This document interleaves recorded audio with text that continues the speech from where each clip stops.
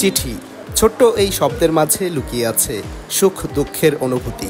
একসময় চিঠির মাধ্যমে আবেগ আর ব্যক্তিগত ভাবের আদান প্রদান হলেও এখন তা ব্যবহৃত হচ্ছে শুধুমাত্র রাষ্ট্রীয় বিভিন্ন দাপ্তরিক কাজে। তথ্য প্রযুক্তির ছোঁয়ায় ব্যক্তিগত যোগাযোগের মাধ্যম হিসাবে ব্যবহৃত হচ্ছে মেসেঞ্জার, ইমেল সহ বিভিন্ন ধরনের অ্যাপ, যেখানে নেই চিঠির সেই লুকায়িত আবেগ। আগে তো চিঠি আদান প্রদান করতো, আপনার চিঠি আমরা চিঠি দিতাম আপনার ওই পোস্ট অফিসে যায়, আপনার চিঠির মধ্যে যে একটা মাধুর্যতা থাকতো, পড়তাম, আপনার ভালো লাগতো। আগে তো হয়তো হাতের লেখা হইতো, এখন কম্পিউটার সব প্রিন্ট করে কম্পিউটারই সব কিছু আদান প্রদান হইতেছে চিঠিটা আর কি। এখন চিঠি তো না, এখন ইন্টারনেটের যুগে আসছে, পড়ছে প্রযুক্তির জন্য আগায় দিছে।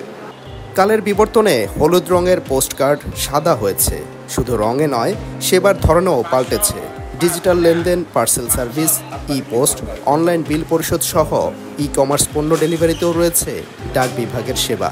এছাড়া বিমা, আর্থিক লেনদেন ও রেমিটেন্স সহ প্রায় 20 ধরনের সেবায় যুক্ত হয়েছে ডাক বিভাগের কার্যক্রম।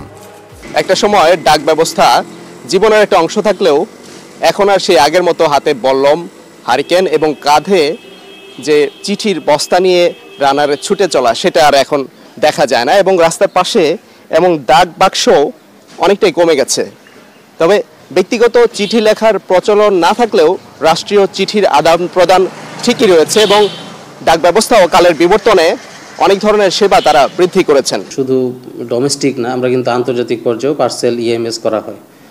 যেমন ইএমএস সার্ভিস আছে অত্যন্ত দ্রুতগতির, বাংলাদেশ থেকে ইউএসএ, কানাডা, অস্ট্রেলিয়া 10 থেকে 12 দিনের ভিতর আমরা পৌঁছে দিচ্ছি এবং এটা তো আন্তর্জাতিক ইয়েতে ট্র্যাক করা যায় easily.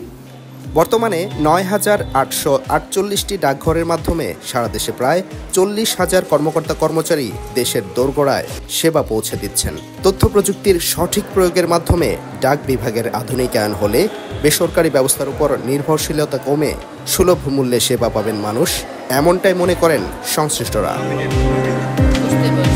Sadiqur Rahman, star news, Mymensingh.